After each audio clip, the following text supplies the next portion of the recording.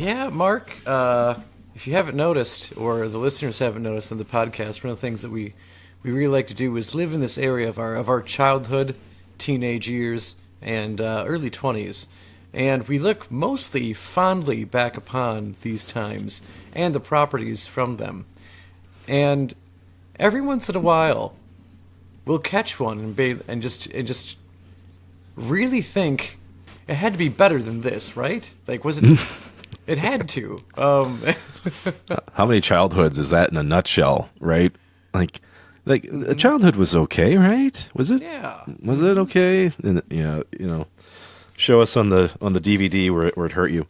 But yeah, I think Joe, you're correct. In the very beginning of this program, when we first started it off, we definitely had a focus on, the days of old, and unfortunately very very old Joe as we begin to catch up and wave goodbye to the 30s. Man, good lord. Oh, but hey, sorry, we can hold that trauma for another time. You're absolutely correct, Joe. There was what I call a very important time in my life, which was buying the Super Mario Super Show again and watching it and realizing, how did they cram literal excrement into a collectible DVD case? Yeah. Like, it's just one of those things. Like, especially the Super Mario Super Show. It's like, like, at least you would think, like, maybe like the live action thing wasn't for you, but maybe as a kid you loved the cartoon. And you go back and watch, it's like, you know what, the live action, I'm wondering how they okayed it for children to watch ever, with some of the things that were there. Yeah. And then the cartoon just wasn't great. There's a line you might have heard me say before, Joe, that some delights were not meant for humans to consume, and I believe that's the Super Mario Super Show was. But this is a different area of that same era of life, Joe, that we lived, which was the year of 1992, and we, of course, chose this strictly based on the time period that this movie takes place within. Of course, Joe and I are referring to Batman Returns, the 1992 follow-up to Batman 89, which so many folks just hold in such high regard. It's almost impossible, Joe, to judge that 89 movie, but 92, can we say the same? We can judge 92. I mean, even 89. Like, I feel like, I'm pretty sure, like, on one of Kevin Smith's shows, he brought up, like, hey, man, Batman 89, I know you love it, but it doesn't hold up. Like, it's got flaws when you watch it again in the later years. And this is one where, like, you can say, like, maybe at least, like, Batman 89 was, like, it's a product of early Tim Burton and of its time, before he started getting his wife involved in all of his movies. Hey, girlfriend. They never got married. Nope, sorry, girlfriend before his girlfriend. Can you believe that? He never put a ring on it. Yeah, you would think that, like, it would be serious by now, given the number of films. But yeah, no, we can definitely judge Batman Returns, and this is one where, honestly, I was looking forward to doing it because we were jokingly saying that, we're not going to do holiday themed things, and let's do Batman Returns for the first December episode of the year, and it's one of those things. It's like, if Die Hard is a Christmas movie, therefore Batman Returns is a Christmas movie, and I remember the hype for this movie being absolutely real. Obviously, following up the 89 hit that was the first Batman movie, because that movie definitely brought superheroes back after Superman had made it a big thing, and then simultaneously kind of killed it with Superman 3 and 4. So, like, we'd let them take a break for a while for movies. And we don't even want to discuss, like, Marvel's, like, attempts at early movies in the 80s and 90s. Yeah, like, Joe, Superman 3 and 4, it's kind of like saying Voldemort's name within the wizarding world at this point. You have to be brave to say those words, man. You do. But at least, like, Superman 3 lives in our hearts for the bad bank error glitch that later comes up in, like, Office Space. It's like, all right, they just round off those odd cents. Like, it's like a half a cent, so they round it off, and it goes nowhere. So we'll put it somewhere, and it's a bank account, and it turns out, holy fuck, it's a lot of money really fast. I mean, at least it has that going for it. Whereas Batman Returns, honestly, looking back on it, like, what's going for it? Michelle Pfeiffer? Yeah. Mm-hmm. Joe, you got to talk about the landscape for a moment, because that '89 film was lightning in a bottle. It's kind of like the formula for Deadpool, where the studio goes, look, you guys can make this. We're not going to give you nearly as much money as blockbusters typically get. And when you think about how, Deadpool, I think, was given something like $70 million, and they used every single cent of that budget. And it ends up raking in, 740 or 750 million, something like that. Yeah. Mm-hmm. So the first Batman was kind of like that. It's a $48 million movie, makes over 400 million at the box office. And it's got this guy, Tim Burton, attached to it that most of us didn't have a frame of reference for. And suddenly he's making a dark superhero film, which, technically fits with the dark, brooding Batman, Yes. Mm-hmm. So it made sense. Arguing that, like, people even were calling out the Michael Keaton casting at the time, saying that, like, Oh. it was, and granted, like, again, this is, like, me in '89, I'm 3 years old. I have no real opinion on the things Michael Keaton has done prior to this movie. Yeah. But I know, people, from what I heard, same deal. Like, I don't know if he was primarily, like, comedy or drama, but, like, they just said he wouldn't fit being Bruce Wayne. But that first movie was gold. Like you said, lightning in a bottle. It just worked. It had this perfect, like, they nailed, like, the feel of Gotham City as this large, prosperous, yet also kind of an armpit of a city, or a cesspool, where we're hoping for one dark hero to save us all, despite it being impossible for him to do so. And it worked. So obviously, I think everyone was very ready for a follow-up to it. Yeah, if the DC universe needed an enema, it would be inserted in Gotham City. That's for damn sure. You know what, Joe? Just like a lot of these sequels that came up from the 80s into, let's just say, the 90s, the studios wanted people to make things that, frankly, maybe didn't even actually need them, or the creative team of that film didn't want it to be made. Not looking too closely at you, Ghostbusters, but kind of looking at you closely. And when it comes to Batman, that's the same idea, though. Tim Burton was like, no. That first film is perfection. Yes. We can't chase that again. We'll never achieve it again. And because of that, there were some writing issues right out the gate, Joe. As you kind of mentioned, it's like, we like Michelle Pfeiffer, but what else did we like? And I think what you're kind of alluding to, and we'll get into this, is that, there was some interference. We wanted to market this movie at kids just like the first one kind of did. And we sold a lot of toys, and we want to do that again. So I think that's going to be the probably the end story of Batman Returns as time goes on. Because, man, watching it again, Joe, it did not put me in the Christmas spirit. I've got to like, I actually wondered if maybe Batman was going to return again. I don't know how he returned again after this movie was actually a bit of a shock. Because, like, again, like, I feel like maybe they saw the finished product, like, or here's the deal: we have to promote the living hell out of this movie, because it's not a good product in the end. Like, this is one where I can say, like, legitimately, like, watching it, like, it's a bad movie. It's not. I don't even want to be soft on it. Like, it's not a good movie when you go back and watch it again, and it's hard to take because I remember loving it as a kid.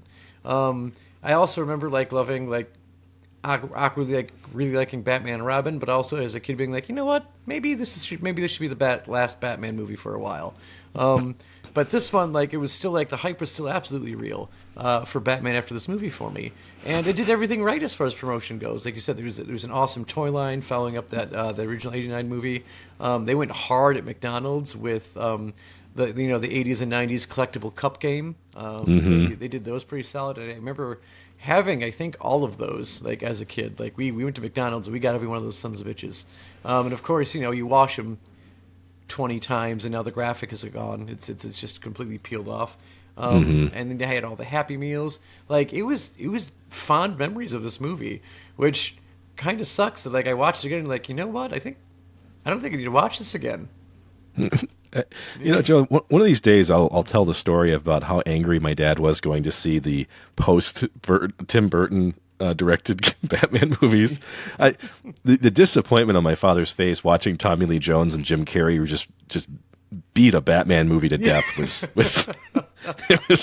it was a tough experience. I remember it fondly, but we're going to focus on this one, of course. But I got to say, Joe, the film for me, going back to it now, it kicks off with this original story about the Penguin's origin, which frankly is almost comedic in how ridiculous it is. Yeah. I mean, you've got Paul Rubens out there, gussied up, dressed up like this rich debutante, and his wife, who they're trying to figure out what do we do with this freak of a baby, and I think I laughed harder at that than I was supposed to, Joe. Like originally intended to. I don't think they thought that was going to be a moment that was like, there's going to be laughing happening here.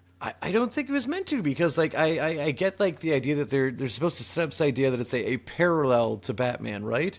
That you have a wealthy family, they have one child, and the Waynes would do anything for their son, and he's the one who survives when they die. And then you have the Cobblepots, who would do anything to get rid of their son. Yeah. They just don't want him, they want to discard him.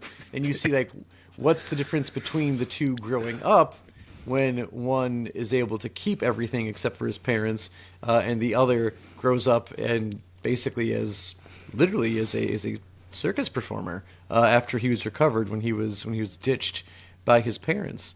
So like I get the way they wanted to set it up, but when you've basically got like an unseen thing in a box, shaking it and squawking like a bird, and it brings in the family cat and eats it, and it's just instantly cheesy. And considering like I don't think they were going for that. It wasn't like they were trying to tap into like the Adam West Batman style of comedy. It just turned out that's what they did at the start of this movie. Yeah, if you took the Adam West show and you managed to inject a bunch of shrooms, and you're getting closer to something like that. Mm-hmm. I do think that one of these issues we talked about with writing this film was that they focused more on the characterization of these individuals. Mm-hmm. And I think I read somewhere at one point in time too that they said the characterization was so important to the writers that the plot didn't really matter. that everything else kind of going on, it's like, yeah, okay, the rest of it's kind of like scene to scene. We're not going to focus too hard. But after looking back at it and going, yeah, they did focus a ton of time into developing, like you mentioned, the Penguin and trying to give that dynamic. But whether or not that worked, I don't care. No. I just don't. Yeah, you're right. They spend so much time into character development, and really in three figures in this movie, right? Because Batman, I feel like, is kind of an afterthought in the movie. We don't really, compared to the villains of the movie, we don't get a lot of Batman. It's spent a lot of time with Danny DeVito as the Penguin, a lot of time developing Michelle Pfeiffer's Catwoman, and Christopher Walken's Max Schreck. It has way more development into those three, into them doing what they're doing and why they do it, as opposed to why Batman continues to dress up like a bat and go out there. Where like the very little they try doing to any sort of Batman development is this weird half-hearted conversation about Vicky Vale that he has with Michelle Pfeiffer, and it just comes off as like, so you were about to establish why Vicky's not in the picture and you didn't know what to do, so you just abruptly end that conversation so you don't have to really address it because you somewhat addressed it. So that's how guys worked in the 90s, Joe. We didn't talk about our feelings. We didn't explain things. It was just, you know what? I'm going to go die at 50 years old. We're not going to talk about that much. And this is just how we do it, Joe. I'm going to hold on to it. It's going to burn a hole in my heart, okay? This is how the 90s was. It's true. At least from what I remember through stories and things. But speaking of things that do require a little bit more explanation, Joe, that we don't quite get, how does a woman by the name of Selena Kyle fall roughly, let's say, 10 to possibly 45 stories out of a building and then seemingly die, and yet is feasted on by cats and then comes back to life? You see, what you don't what most people actually miss. It happens really fast, Mark, and you got to really, really pay attention.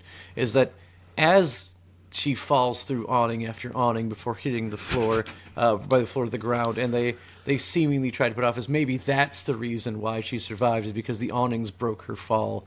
That as she begins to be flooded by cats, out of a dumpster crawls the rare Egyptian Mao, and it just goes right onto her chest and breathes life into her. They do it really fast, so that way you don't see it happen like in the other Catwoman movie that everyone chooses to actively forget ever existed. For reasons. Good reasons. We choose to forget that Catwoman ever existed. But yeah, no, I have no idea how she survived that. She should definitely be dead. And at least, like, I guess to like the movie's credit, they do kind of play off like Catwoman having 9 lives in the movie, as like they don't really explain how she survives things other than she's just apparently actually a cat. I mean, hey, I'll give them some props for this, okay? When you die and you own cats, like they're not going to take very long to start feasting on you, because there's many documented cases where it's like someone dies in their home and the cats have food still in their bowl, but no, they went right to the face and started chewing on their owners. So like, to me, it's like, okay, you know what? That part, it's like, you know what? Cats are going to cat. I'm fine with this portion of it. The science adds up. Yeah. But when you look at like the presentation of it, I still, even back then, was like, what am I watching here? Yeah. You know, like if the skies started to move in a bizarre way and like suddenly you see like a shadow with like a staff and it's like shaking it, you know, on the side or something, I'd be like, okay, there's enough here for me to go. Something bizarre happened. Yeah. There's just no lead into this Catwoman transformation. No, and I think this is another time where, like, I guess if you were like the comic book nerd of the time and you were at least in your teens or 20s and you've read some Batman before, that you may be upset over the fact that they really, really changed like the backstories to both villains in this movie, because obviously, like we talked, that Cobblepot has this weird freak show origin. But like traditionally, he's like a legitimate mob boss, and he's pretty well respected in the business and the underground business world. And now we go from having Selena Kyle normally being a literal cat burglar, and a very competent individual, to this sort of mousy cat lady who is struggling at being an assistant, or secretary, whichever you prefer to call her in the movie. Yes. And she struggles in every aspect of her life. Like, it's her professional life, her personal life. Her mother is constantly worried about her and calling her, and she's annoyed by Mom. She apparently has trouble with men because one leaves a message on her machine and is dumping her over the answering machine, which is now a lost art because that just doesn't exist anymore. There are no answering machines.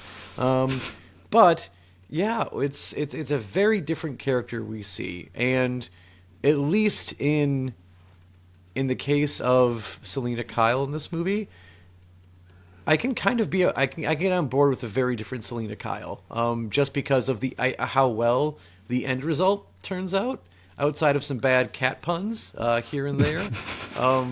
Like, Michelle Pfeiffer acts the hell out of this goddamn movie. I think more than anyone else does. I would say her and DeVito definitely do the best they can with the roles they have. And what's hard for me, I think, isn't so much that these characters are awful or that there's subverted expectations, you know, the whole gamut of, like, you know, Star Wars logic now. Apply it back in 1992, purists are probably going to be like, what the fuck is this? I don't recognize any of this shit. But for me, it was like, okay, I've seen Danny DeVito as Frank Reynolds now. I can't take him seriously as Oswald Cobblepot. I really can't, because you see him, like, he's over embellishing. He's got this theatrical, you know, like, we're talking like probably 30 years removed theatrical presence of this character. Yeah. So it's tough because he's fighting this humanity, but then he's fighting the primal, the living with penguins and eating fish. You know, it's like there's only one woman with us down here. very evident with what DeVito does with the Penguin throughout the rest of this movie. Jeez, yes, it's been so long, and because of that focus, you've got that once again that triangle between you got Shrek, which once again is not worried about a swamp. We're talking Shrek with a CK on the end. Mm-hmm. You've got Catwoman and Penguin, and they do carry a lot of this film. And what they should rename it to is that Batman returns eventually. Like, he does return at some point. But, Joe, outside of, like, holding up a blank CD and him and Alfred worrying about frequencies, and I don't know what's on that CD that causes things to suddenly work, but, hey, they, 90s. And apparently, scratching a CD works just like scratching a record. Yeah. And it goes back a little bit and makes a little wicket noise as he goes. Yeah. But no, like you said, Batman is in the back seat to this movie. And what back seat is he in? A Volkswagen Fox. Because for some reason that I couldn't fucking find out, Mark, it's every car in this movie outside of the Batmobile, Bruce Wayne's car that he's driven in, and the police vehicles. Everything is a fucking Volkswagen Fox with the emblem removed and a third light installed. And for the life of me, no one knows why. And it's, I don't know, there's this big sale going on of Volkswagen Foxes, so Warner Brothers just acquired them. But yeah, to watch this movie again, and you will always be like, why is everything a fucking Volkswagen Fox? It's so out of place. But Gotham, like, even that first movie, like, is brilliantly, like, still, like, in, like, the 40s and 50s with their automobile designs. Everything is still Art Deco from the 20s. And, like, at least, like, they make sense. And now we have, this whole movie takes place on, like, 2 blocks. Oh, I know. Like, that's oh, it. wow. Mm-hmm. Yeah. Yeah.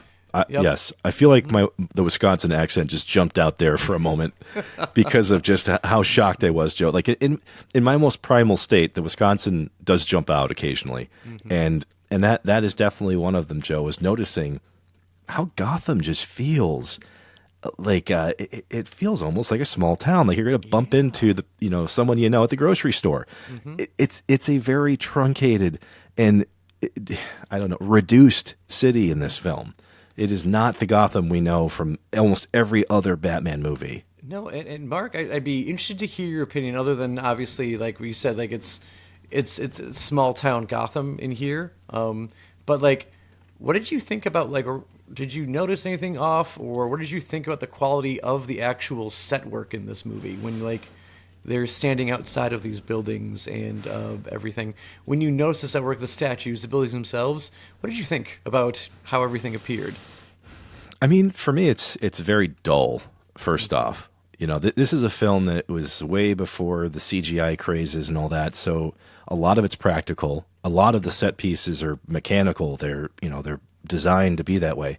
And one thing I will say that is probably the most noticeable is how Bruce Wayne could even stand on a street in Gotham and not be mobbed by people. There's no one around. I mean, granted, you've got gangs that are kind of on the loose, right? Yeah. You've got all that kind of going on. But in almost every depiction of Batman, it feels like a sprawling city. And so instead, you have these very dull, kind of colorless environments, especially when you start to see where the series went after this point.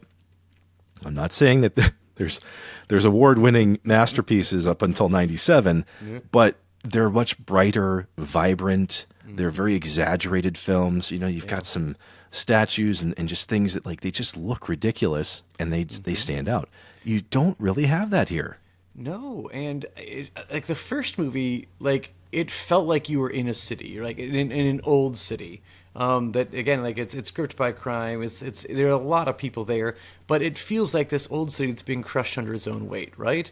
The cement's like it's old, grungy looking cement. It's worn down looking roads. It is really old buildings that again look like they used to be lively and wondrous, that have just faded.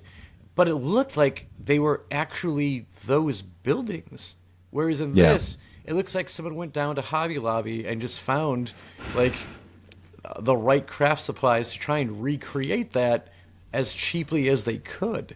It didn't feel like things were gray and dull, but they didn't look worn down. They looked like they were newly gray and just purposely made to be dull.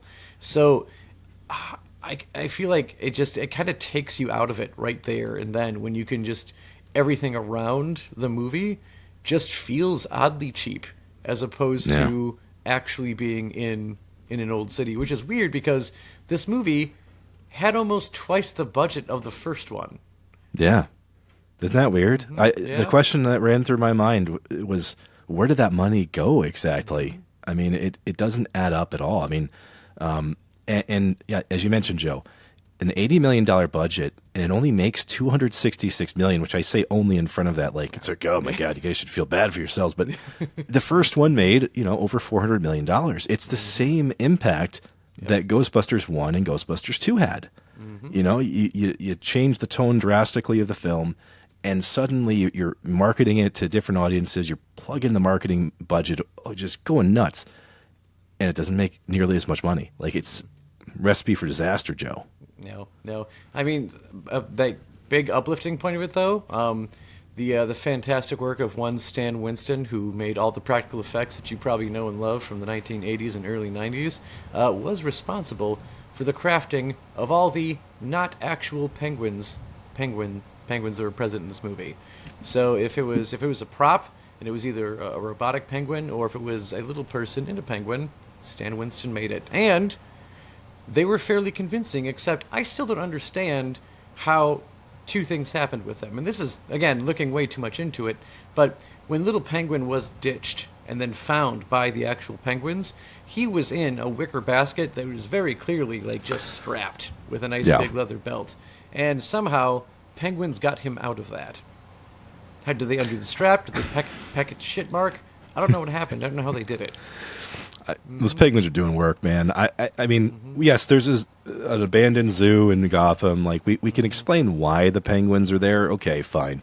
But yeah, like, what do these penguins also possess? Because it seems like they got some street smarts. They maybe they like watched some early like Bear Grylls kinds of things. Maybe they just knew how to survive. But yeah, watching them somehow get him out of the basket and then also have like a funeral procession for without thumbs, and they somehow pull him right out of there. Like, how are they doing this? Like, what are you using to move him right now? Because I can't tell. I have no idea. I can't tell. And I'm sure that somewhere on paper that sounded very fitting. It was me really good. But like, it's one like in modern day, it's like, you know what? After seeing it happen, we have to reshoot that. We can't put that in the movie. But they were brave enough in '92 to be like, nah, we'll leave it. It's fine. There is a part of me that has to wonder, what a third film could have looked like in this, in this, because you get Val Kilmer next in there, and he tries to do his best with what he got, but ultimately that movie falls flat. Yeah. I feel like Keaton did get robbed of his time as Batman, and like a lot of people thought. And the weird thing is too, Joe, obviously this is, many years ago. We're talking over, 30 years ago, but when you look at how critics in the box office responded to this film, it doesn't feel like it's one that should be dragged through the mud. I mean, the critics initially weren't that like unkind to it. It was really more of the fact that, well, this tone is drastically different and it's not a family-friendly movie. I mean, there's a lot of adult content in this. Yeah. There's sexual innuendos. I mean, you can't put Danny DeVito in front of a camera and expect him to not be filthy. I don't care how old he is. He is. He's just filthy. He's a filthy man, and I love it. But not for kids. You can't put this in front of kids, man. And so like the legacy of this film, Joe. It's so weird to try and figure out.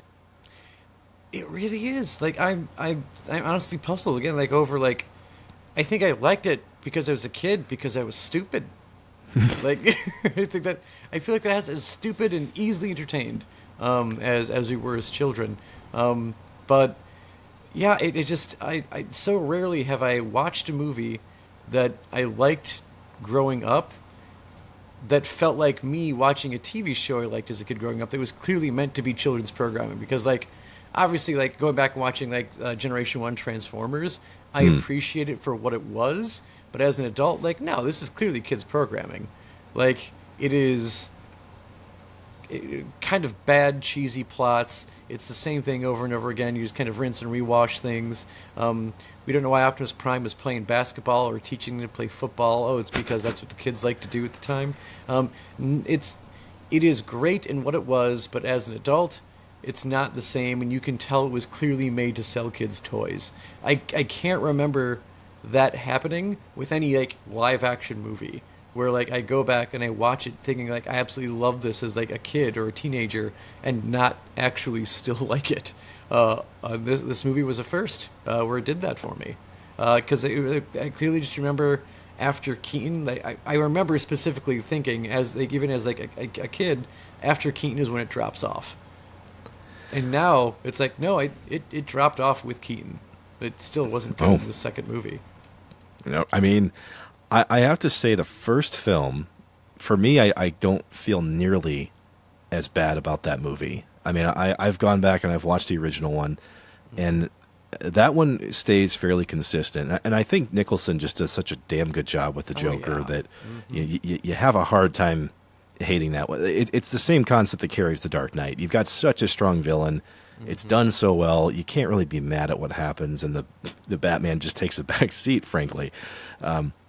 In this one, the Batman took a back seat because he's literally barely in the film. And instead, you're focused on the crime aspect of what's happening behind the scenes, and that's not why you typically are watching a Batman movie, at least not in 1992. And so I don't think I can say in confidence, Joe, that this is as good a movie as people like to say it is. No, and it's one where like some things can kind of make sense. You've got this idea that like the Penguin is living in the sewers and he's literally like getting everyone's trash, and then you have to be careful what you throw away because he can actually use it against you, and like it makes sense against like how he's going to blackmail. His relationship with Max Schreck starts off as blackmail, trying to show all these bad things that he does about him.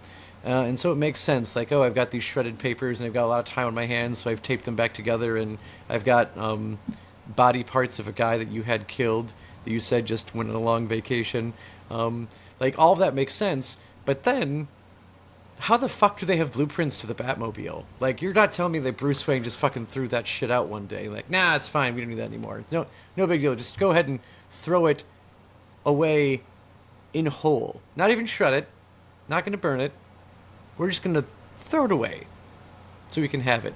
And then, again, like, the idea that they take over the Batmobile by, like, completely, like, undoing its shielding with, like, a different, like, a jamming.